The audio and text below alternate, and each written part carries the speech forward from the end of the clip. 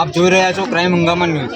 અમદાવાદ ગ્રામ્યના એક સામાજિક કાર્યકર્તા અને સમાજમાં સ્વચ્છ છબી ધરાવતા અને હિન્દુ ધર્મના સામાજિક આગેવાન બરોબર અમિતભાઈ રાવત દ્વારા એક આયોજન કરવામાં આવ્યું છે.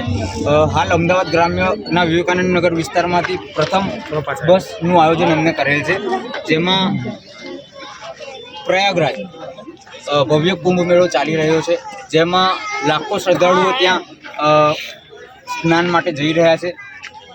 આ વિશે આગળની માહિતી ભાઈ આપશે.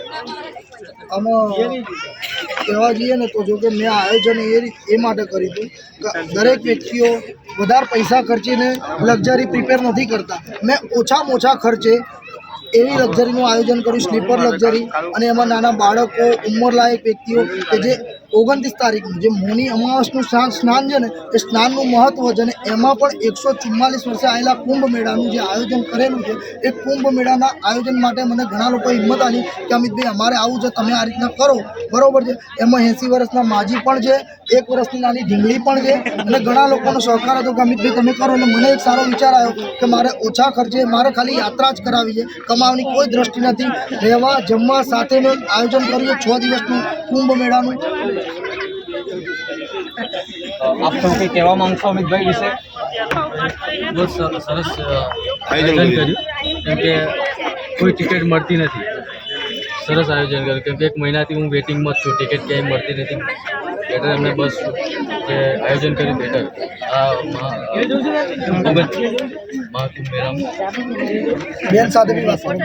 બેન, આપ શું કહેવા માંગશો અમિતભાઈ વિશે? હા, તો એકદમ મજામાં આપણે જવાની ઈચ્છા થઈ ગઈ તો બસ આવી ગયા તો જરૂર પડે. અમિતભાઈએ સપનું પૂરું કર્યું તમારું? હા, આવી ગયા. તમારા કુંભ મેળાનું સપનું પૂરું કરી અમિતભાઈ કુંભ મેળામાં કરે છે. અમિતભાઈએ ખૂબ સુંદર આયોજન કર્યું છે, એ બદલ અમે અમિતભાઈનો ખૂબ ખૂબ આભાર વ્યક્ત કરીએ છીએ. આ યાત્રાની અંદર ખાલી વિવેકાનંદ નગર પણ બોમ્બેથી પણ પેસેન્જર આવ્યા છે, એ આપણે ખાસ કહેવામાં આવે છે કે બોમ્બેથી પણ પેસેન્જર આવ્યા છે. બહુ સારું આયોજન છે. અમૃત કુંભ મેળા માટે બહુ સારું આયોજન છે. અમારો સાથ સહકાર પૂરો રહેશે અને આગળ અમિતભાઈનો સાથ સહકાર અમને મળશે એવી આશા છે. જય શ્રી રામ. આ લક્ઝરી પછી અમારે લક્ઝરી બીજા પેસેન્જરો કે અમને બી આ ઓછા ખર્ચે લઈ જાઓ. અને એમાં પણ અમારી સુવિધાની વાત કરું તો નાની નાની બાળકીઓ સાથે અમે તિલક કરાવડાયા, રામ ભગવાનના ખેસ પહેરાયા, મસ્ત સાઉન્ડ સિસ્ટમ સાથે આઈસ્ક્રીમનું વિતરણ કર્યું, વળી મોઢા સાથે. આ જ રીતના અમારે 1 તારીખની પર પણ બસ ઉપડે છે, તો જે બી શ્રદ્ધાળુઓને આવા માગતા હોય ઓછામાં ઓછા ખર્ચે એ લોકોને અમે લઈ જઈશું.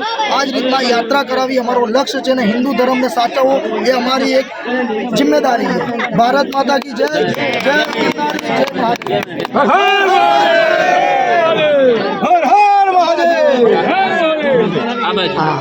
હર હર મહાદેવ.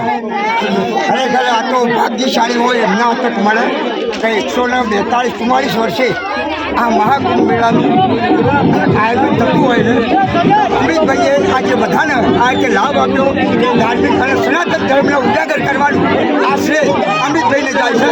અમિતભાઈને ખરેખર ધન્યવાદ, જેટલા પણ ધન્યવાદ આપો એટલા ઓછા છે. જય શ્રી રામ. હર હર મહાદેવ.